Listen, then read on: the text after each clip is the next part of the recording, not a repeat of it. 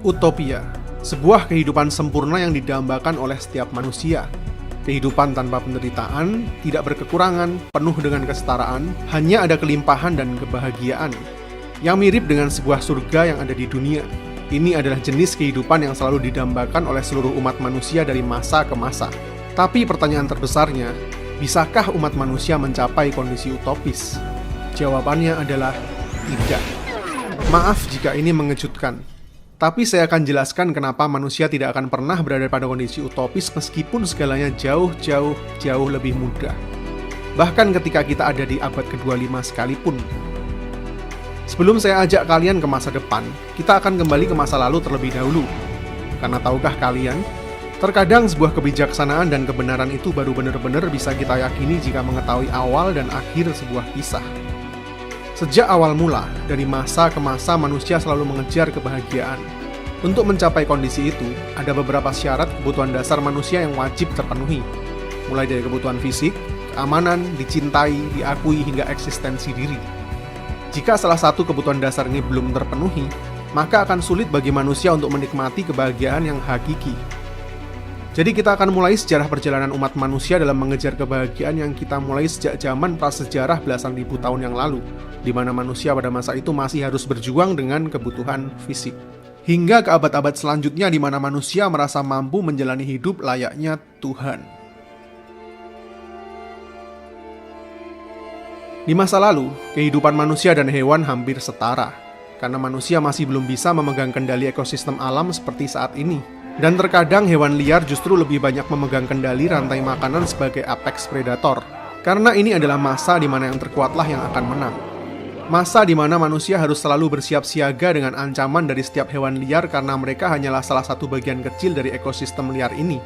Untuk makan setiap hari mereka harus berburu, yang terkadang justru menjadi buruan makhluk yang lebih kuat. Kondisi cuaca yang masih sangat-sangat dingin di berbagai penjuru dunia. Dan dikala musim dingin tiba, mereka terpaksa harus mencari tempat tinggal di bagian bumi lain jika tidak ingin mati membeku. Berjalan kaki ke arah yang tidak jelas, dengan resiko seluruh keluarganya diserang hewan-hewan liar selama perjalanan. Belum cukup ancaman dari hewan liar, manusia juga masih sangat primitif di masa itu. Saling membunuh satu sama lain hanya demi memiliki sesuatu yang mereka inginkan, entah makanan, baju, atau bahkan anak istri. Jika seorang manusia terluka hanya karena tergores atau tertusuk benda tajam, maka kemungkinan matinya sangat-sangat besar, karena tidak ada sistem pengobatan yang baik. Begitu juga dengan wanita yang melahirkan. Kematian datang silih berganti menjadi hal yang wajar di masa itu. Tidak berbeda dibanding hewan-hewan dan tumbuhan yang mati setiap harinya. Setiap insan harus bertanggung jawab sendiri pada nyawanya masing-masing. Bagi mereka, dapat hidup dan makan sehari lagi untuk esok hari saja sudah cukup baik. Proses seleksi alam terjadi setiap saat, sehingga kematian bisa mendatangi mereka kapanpun dan dimanapun. Itulah yang dihadapi oleh nenek moyang kita dulu, yang hanya berjuang untuk bertahan hidup, supaya tidak mati kelaparan dan mencari tempat aman untuk berlindung dari seleksi alam yang masih liar. Tapi manusia adalah makhluk cerdas yang selalu mampu beradaptasi. Dengan beratnya kehidupan mereka di alam liar, manusia mulai berpikir untuk tidak hanya bertahan hidup. Akhirnya seiring perubahan iklim yang semakin hangat di bumi, bertambahnya populasi dan faktor kesamaan nasib, mereka mulai bersatu dalam sebuah komunitas supaya lebih kuat mempertahankan spesiesnya di tengah alam liar. Di masa ini manusia harus bercocok tanam dan beternak jika ingin makan. Setidaknya dengan kemajuan peradaban yang mereka miliki, akhirnya mereka tidak lagi harus berhadapan dengan hewan liar setiap harinya hanya untuk makan. Tidak lagi harus berpindah tempat hanya demi menghindari udara dingin dan migrasi hewan buruan. Setidaknya di masa ini, kebutuhan dasar fisik manusia saat itu sudah semakin membaik. Mulai dari makanan, tempat berteduh, dan pakaian yang layak. Tapi masalah baru muncul akibat semakin banyaknya populasi umat manusia. Semakin banyak pemukiman dan kebudayaan yang berbeda-beda pula, kini manusia dihadapkan pada masalah baru perebutan wilayah dan kekuasaan. Sebuah pemukiman bisa diserang dan dihabisi oleh manusia lain dari desa tetangga kapanpun tanpa peringatan. Pembunuhan, perkosaan, dan jual beli manusia menjadi pemandangan yang sering terjadi di masa ini karena belum banyak hukum yang mengatur bagi setiap wilayahnya. Akhirnya transformasi kembali terjadi, mulai dari komunitas, desa, kota, hingga semakin kuat menjadi kekaisaran. Akhirnya hukum dan strata sosial mulai dibuat untuk mengatur kehidupan ratusan ribu orang, dan kepercayaan terhadap para dewa mulai dijadikan alat untuk membuat lebih banyak manusia tunduk pada aturan di masa itu. Khususnya para raja yang dianggap mewakili Tuhan dan sangat ditakuti. Jangan harap ada kebebasan berpendapat di sini jika tidak ingin berakhir di kayu salib. Tapi berkat adanya hukum dan kekuatan militer dari sebuah kekaisaran, selama tunduk dan taat setidaknya keamanan seluruh keluarga akan lebih terjamin. Tapi karena semakin besarnya kekuasaan antar kerajaan satu dengan lainnya, kini timbul masalah baru bagi umat manusia, yaitu perang.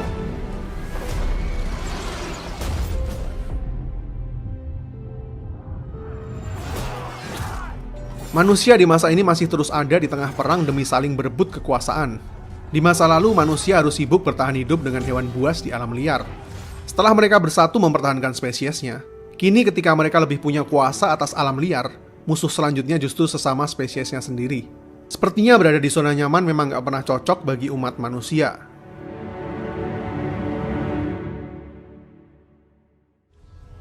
Namun setelah runtuhnya era kekaisaran Romawi, tibalah manusia pada zaman kegelapan, yang sistem pemerintahannya hanya diputuskan oleh majelis dewan gereja aja. Bukan lagi demokrasi parlemen seperti di era kekaisaran Romawi, sehingga para manusia di era itu krisis dengan kebebasan berpikir, berpolitik, dan bersosialisasi karena peran dan doktrin agama yang terlalu ketat dan membuat peradaban sulit untuk maju, dan menganggap bahwa hal-hal yang bersifat duniawi nggak ada gunanya. Kebijakan pemerintahan di zaman kegelapan yang kuno ini membawa umat manusia di masa itu harus berhadapan dengan pandemi paling parah di sepanjang sejarah dunia. Karena terdegradasinya sekularitas dan perkembangan teknologi yang mutakhir, membuat bakteri yang dibawa oleh tikus menghabisi lebih dari 100 juta nyawa di masa itu hanya selama 7 tahun saja. Coba bayangin, dari jumlah penduduk dunia yang saat itu masih 475 juta saja, harus menelan korban jiwa lebih dari 100 juta jiwa, hanya karena belum ditemukannya vaksin. Inilah pandemi paling parah sepanjang sejarah, Black Death.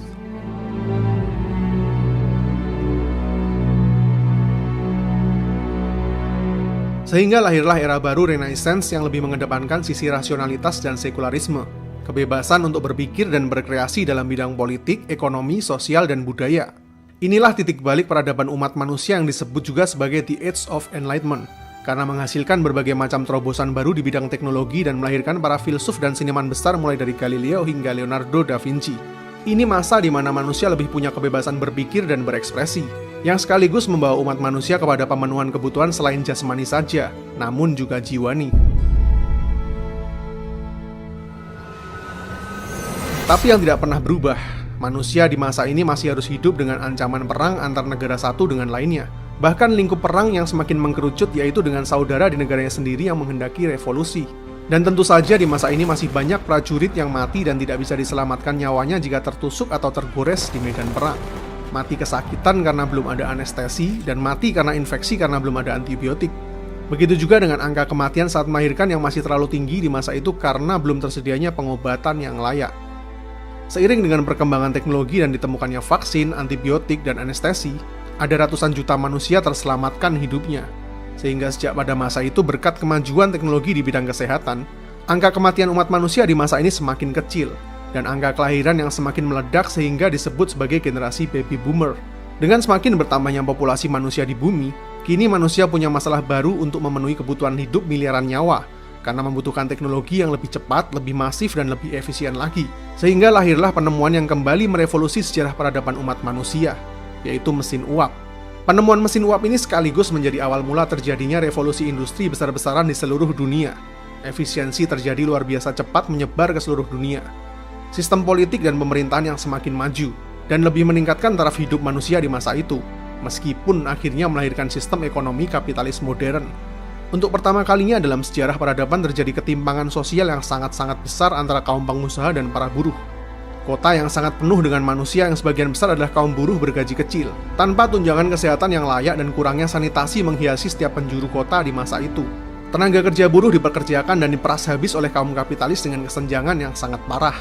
Inilah era di mana manusia menjadi korban dari society, di mana manusia hidup hanya untuk bekerja dan bertahan hidup hanya demi mengikuti sebuah sistem baru peradaban, hingga lupa dengan hal-hal esensial mengenai kebahagiaan dan tujuan hidup, karena sudah terlanjur masuk di dalam lingkaran baru kapitalisme. Mau nggak mau, setuju nggak setuju, yang nggak mengikuti sistem ini ya nggak bisa hidup. Sampai sini ada ironi baru kan? Kehidupan manusia sebenarnya udah semakin layak jika dibandingin dengan peradaban-peradaban sebelumnya. Tapi karena gaya hidup baru yang semakin nyaman membuat manusia memiliki lebih banyak keinginan dalam hidupnya, yang justru semakin menjauh dari esensi kebahagiaan yang mereka cari. Yang membuktikan bahwa manusia tidak pernah merasa puas mengejar kebahagiaan dari masa ke masa sebaik apapun kondisi hidupnya.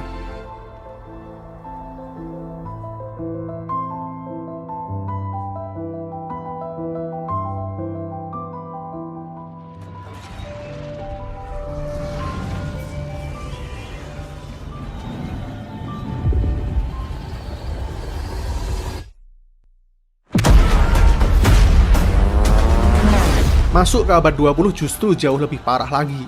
Di pertengahan tahun 1914, terjadi salah satu perang terbesar dalam sejarah dunia, yaitu Perang Dunia Pertama yang memakan korban hingga 40 juta jiwa. Perang berlangsung selama 4 tahun dan berakhir pada tahun 1918. Warga dunia bersorak-sorai dan mulai kembali membangun peradaban di tengah duka yang masih menganga. Namun sayangnya keberuntungan masih belum berpihak pada manusia di era itu. Karena masih di awal tahun 1918, dunia disambut sebuah pandemi terbesar kedua dalam sejarah umat manusia, yaitu Spanish Flu. Virus influenza yang belum ditemukan vaksinnya saat itu menginfeksi hingga 500 juta penduduk bumi. Dari total penduduk bumi yang saat itu masih berjumlah 1,8 miliar manusia saja. Pandemi yang sangat parah karena menjangkiti hampir 30% dari total populasi bumi dan memakan korban dengan estimasi mencapai 100 juta jiwa. Coba bayangkan bagaimana susahnya kehidupan manusia di masa itu, menghadapi dua tragedi terbesar dalam sejarah di tahun yang sama selama 6 tahun lamanya. Spanish Flu dan Perang Dunia. Pandemi akhirnya berakhir di tahun 1920. Namun beberapa tahun setelahnya mereka masih harus menghadapi krisis ekonomi dunia yang lagi-lagi terbesar di sepanjang sejarah dunia, yaitu Great Depression yang menghancurkan GDP dunia hingga lebih dari 15%, yang tentu saja sangat mengguncang keseimbangan perekonomian dunia. Mengingat Great Recession yang terjadi pada tahun 2008 lalu saja udah menghancurkan banyak pasar saham dunia, meskipun hanya mengalami penurunan GDP dunia sebesar 1% saja. Berkat Great Depression ini banyak sekali orang kaya yang jatuh miskin, kasus bunuh diri di mana-mana, para pegawai kehilangan pekerjaannya, hingga mengalami kenaikan tingkat pengangguran mencapai 30% di banyak negara di seluruh dunia. Benar-benar terjadi goncangan yang sangat dahsyat. Chaos terjadi di mana-mana dan merubah kehidupan manusia di masa itu. Great Depression ini punya dampak cukup panjang untuk pulih hingga 10 tahun. Mereka baru mulai bernapas lega dan mulai menyusun harapan untuk kehidupan yang baru. Namun naas, di tahun yang sama ternyata dunia justru mengalami tragedi yang jauh lebih dahsyat dalam sejarah umat manusia, yaitu Perang Dunia Kedua yang memakan korban hingga 75 juta jiwa yang berlangsung selama 6 tahun. Gila. Serius, generasi manusia yang lahir di awal abad 20 ini benar-benar diuji secara mental dan fisik secara luar biasa. Bayangkan bagaimana manusia yang hidup di era ini masih bisa memiliki yang namanya harapan untuk tetap hidup setelah melalui 4 tragedi terbesar di sepanjang sejarah umat manusia selama 30 tahun berturut-turut. Mungkin jika hal ini terus berlanjut hingga Perang Dunia Ketiga, bisa dipastikan akan mengarah kepada sebuah extinction pada peradaban kita saat ini.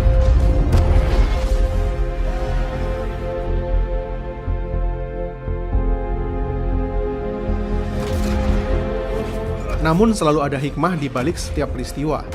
Karena kegilaan ini juga, para manusia di dunia mulai tersadar betapa perang dan wabah sudah meluluhlantahkan peradaban manusia jika mereka tidak bisa bersatu. Ternyata saling menghancurkan bukanlah cara yang benar di sistem dunia yang sudah saling terikat satu sama lain ini.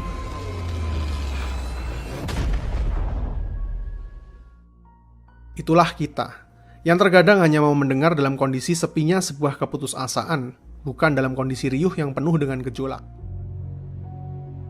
Tragedi-tragedi besar yang terjadi di awal abad 20 ini membuat banyak bangsa mulai belajar bahwa jika mereka tidak bersatu, maka seluruh dunialah yang menjadi korbannya, bukan hanya satu atau dua kepentingan saja.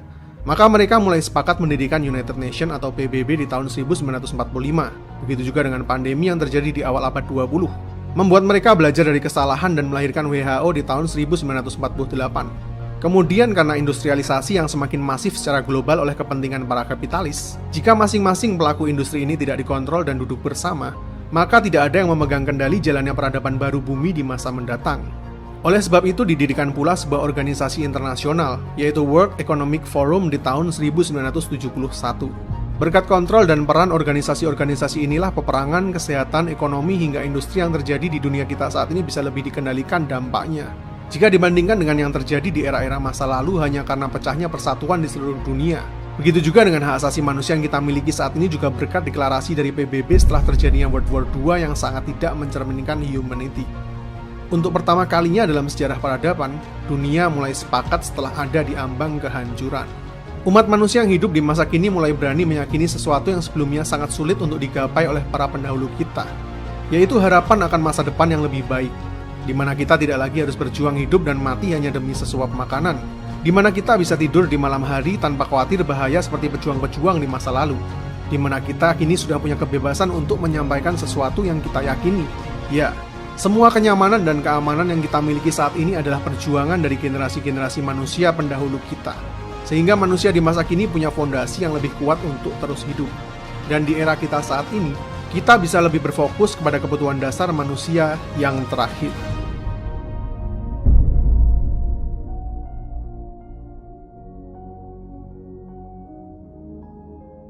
Tapi, meskipun saat ini seluruh kebutuhan dasar manusia sudah punya fondasi yang jauh lebih kuat, kenyataannya saat ini kita masih sangat jauh dari kondisi kehidupan utopia, bukan?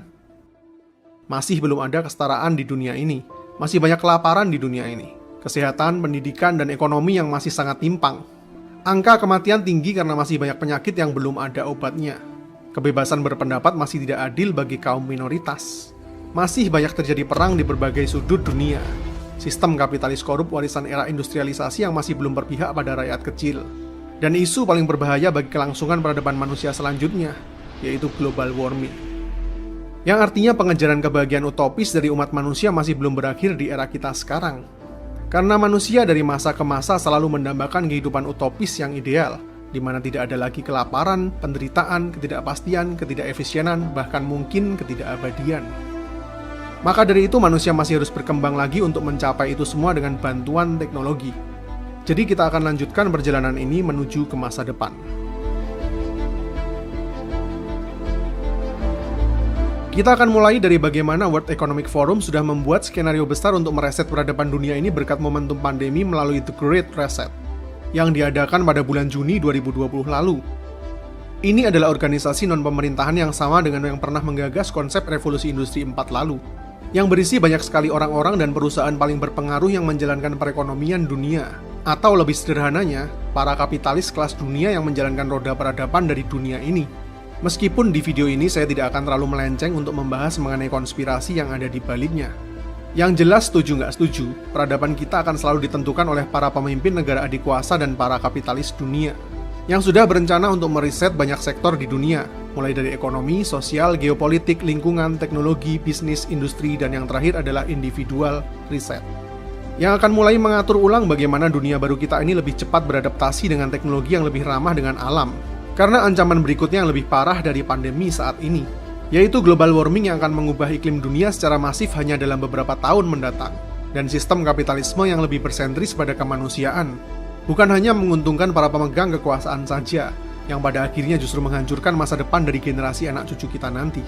Masa depan pangan dunia yang lebih efisien melalui bioteknologi, di mana dapat mengantisipasi gagal panen karena kondisi iklim yang semakin tidak bersahabat, sistem perekonomian yang lebih terbuka dan transparan melalui teknologi blockchain, yang mungkin akan mengurangi sistem korup karena keterbukaannya.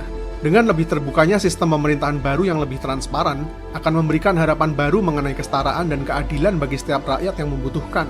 Peraturan baru di dunia digital di mana setiap manusia yang masuk era revolusi industri 4 memerlukan sebuah digital ID sehingga siapapun yang bermanuver di dunia maya tidak lagi anonim, sehingga akan jauh mengurangi tingkat kriminalitas. Dengan digital ID ini pula diharapkan penyaluran kebutuhan bagi setiap rakyat akan jauh lebih terkonsentrat, dan tidak lagi salah sasaran. Khususnya dengan sistem digital ekonomi baru juga yang mana selanjutnya akan dapat digunakan untuk hidup di seluruh dunia. Peraturan-peraturan baru bagi para korporasi dunia mengenai industrialisasi yang tidak menyengsarakan society dan merugikan iklim dunia dengan energi-energi terbarukan. Begitu juga dengan pemerataan pendidikan bagi warga dunia melalui teknologi informasi di era 5G yang semakin cepat dan masif. Situasi pandemi saat ini akan dimanfaatkan sebagai titik balik untuk mereset ulang kebobrokan dari sistem pemerintah dan kapitalisme yang sudah merusak dunia kita selama ratusan tahun terakhir, demi menyongsong era peradaban baru yang lebih humanis dan berpihak pada alam, yang harapannya mulai akan kita rasakan dampaknya pada tahun 2050 mendatang, jika memang umat manusia sepakat untuk duduk bersama demi satu tujuan yang sama. Karena perpecahan, adu kekuatan, dan kekuasaan selalu menjadi tabiat manusia sejak zaman dulu, ketika kondisi mereka dalam keadaan baik. Sehingga manusia terlena selama ratusan tahun terakhir ini hanya peduli memuaskan kepentingan dan egonya masing-masing.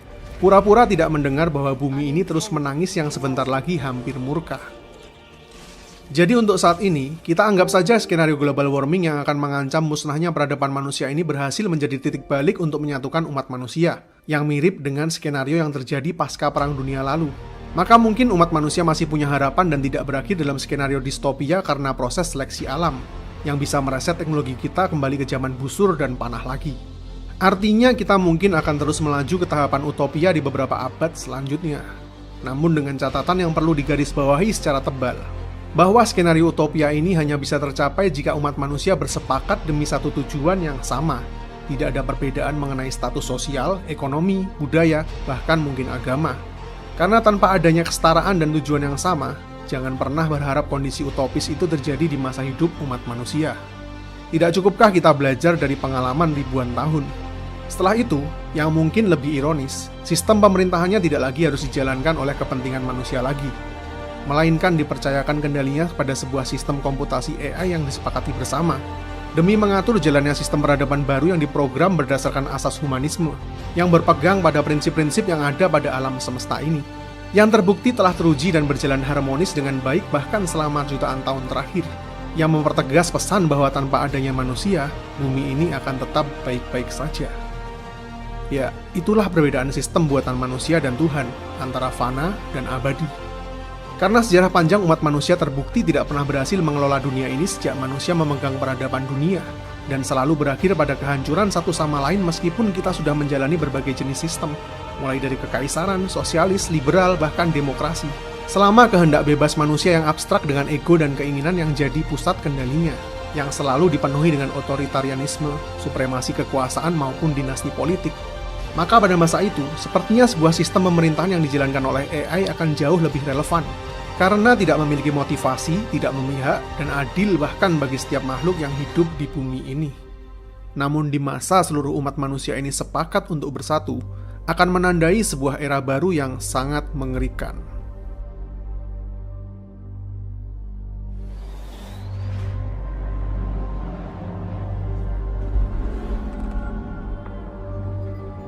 Di masa ini teknologi sudah menyediakan segalanya bagi kebutuhan umat manusia.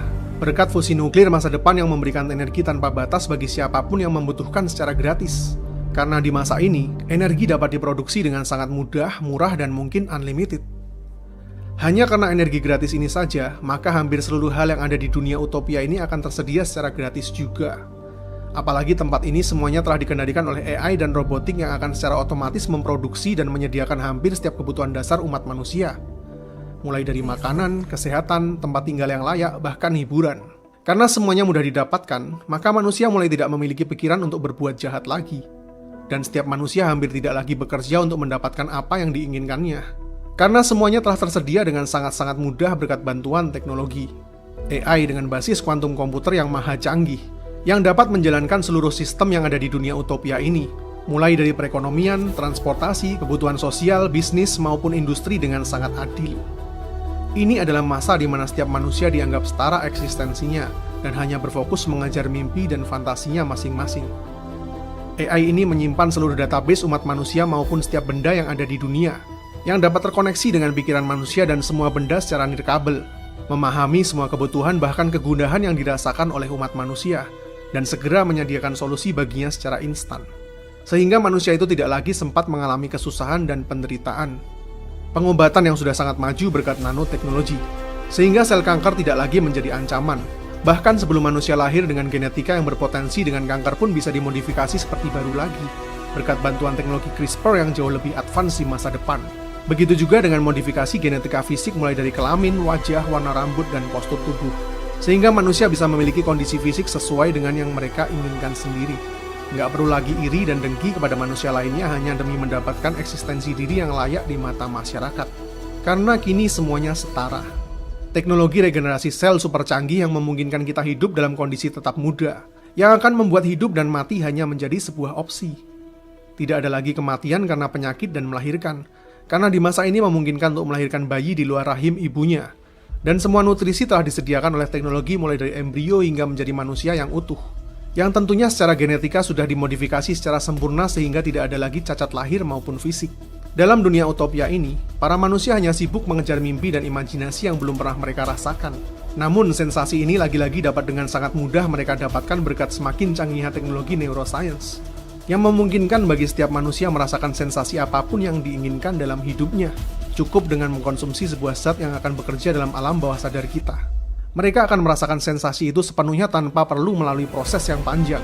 Misalnya sensasi sebuah puncak kesuksesan, popularitas, sensasi jatuh cinta, dan berhubungan dengan orang yang paling kamu dambakan. Bahkan merasakan sensasi menjadi makhluk apapun yang ada di dunia ini, yang batasannya hanya ada sejauh imajinasi yang bisa kita pikirkan. Sehingga mirip dengan konsep sebuah surga di mana kita tidak lagi dapat diatur oleh segala keterbatasan fisik. Bahkan dengan kemajuan kuantum fisika di masa itu, manusia mungkin akan mampu memecah dan memanipulasi blueprint dari sebuah atom, sehingga mereka menjadi mampu menciptakan berbagai materi baru di semesta ini, yang akan membuat manusia tidak lagi terpenjara dalam hukum-hukum fisik, yang memampukan mereka membuat hukum-hukum baru versi mereka sendiri, hingga akhirnya sanggup menulis ulang takdir baru kehidupan, mulai dari alfa hingga omega.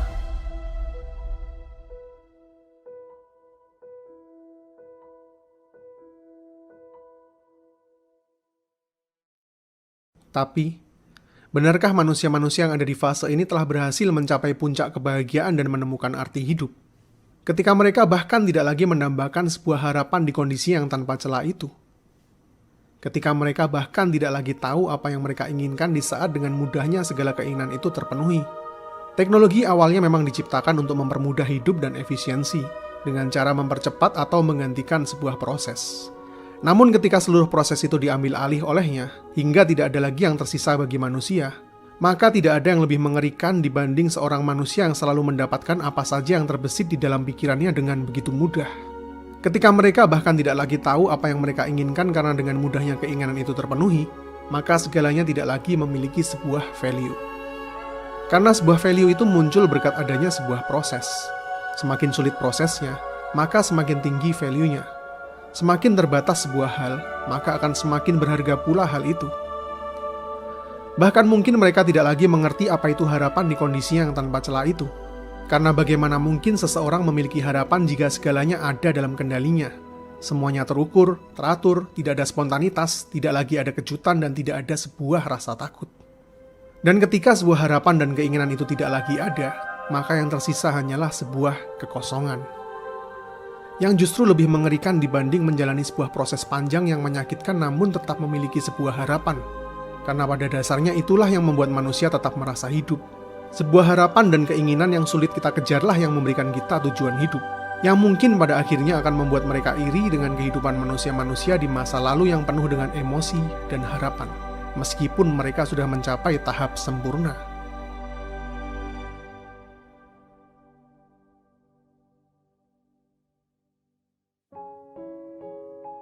Ironis bukan? Mungkin mereka tidak lagi harus bekerja keras hanya untuk mendapatkan sesuap makanan. Tapi mereka tidak tahu betapa bahagia dan nikmatnya sebuah makanan yang didapatkan dari hasil jerih lelah berhari-hari. Mungkin mereka tidak lagi harus melewati proses persalinan dan melahirkan yang menyakitkan selama 9 bulan. Tapi mereka tidak tahu betapa bahagianya perasaan seorang ibu saat pertama kali melihat kedalaman mata bayinya sesaat setelah melahirkan. Mungkin mereka tidak pernah merasakan penyakit di tubuhnya yang sempurna sejak lahir. Tapi mereka tidak tahu bagaimana bahagianya seorang anak buta sejak lahir yang bisa melihat untuk pertama kalinya. Mungkin mereka punya keluarga sempurna yang tidak pernah berkekurangan. Tapi mereka tidak tahu perasaan bahagia seorang ayah yang melihat anak dan istrinya tertawa lepas di saat makan bersama, meskipun dia harus mengambil 2 pekerjaan sekaligus di siang dan malam hari. Mungkin mereka bisa hidup dalam masa muda selama yang mereka inginkan.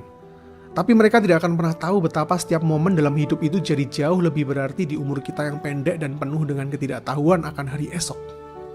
Coba kalian rasakan. Indah sekali kan? Ya, emosi yang masih kalian rasakan saat inilah anugerah dari Tuhan yang sebenarnya. Manusia di masa lalu mendambakan kehidupan utopis di masa depan, dan manusia di masa depan merasa iri dengan kehidupan manusia di masa lalu. Jadi kapan pencarian kebahagiaan ini akan menemukan sebuah akhir? Jika ternyata ketidaktahuanmu mengenai hari esoklah yang membuat esok hari lebih menarik untuk kita jalani, ketidaknyamananmu saat inilah yang membuatmu tetap termotivasi. Penderitaan yang masih kamu rasakanlah yang membuat kebahagiaanmu jauh lebih berarti. Dan umurmu yang terbatas inilah yang ternyata membuatmu lebih punya prioritas, supaya setiap momen dalam hidupmu menjadi jauh lebih berharga. Bersyukurlah. Karena sebenarnya segala ketidaksempurnaan yang ada di hidupmu saat inilah yang ternyata menyempurnakan hidupmu. Dan kabar baiknya, setelah kamu tahu semua ini, kamu nggak lagi perlu menjalani 100 kali kehidupan hanya untuk tahu bahwa mulai sekarang juga kamu bisa bahagia.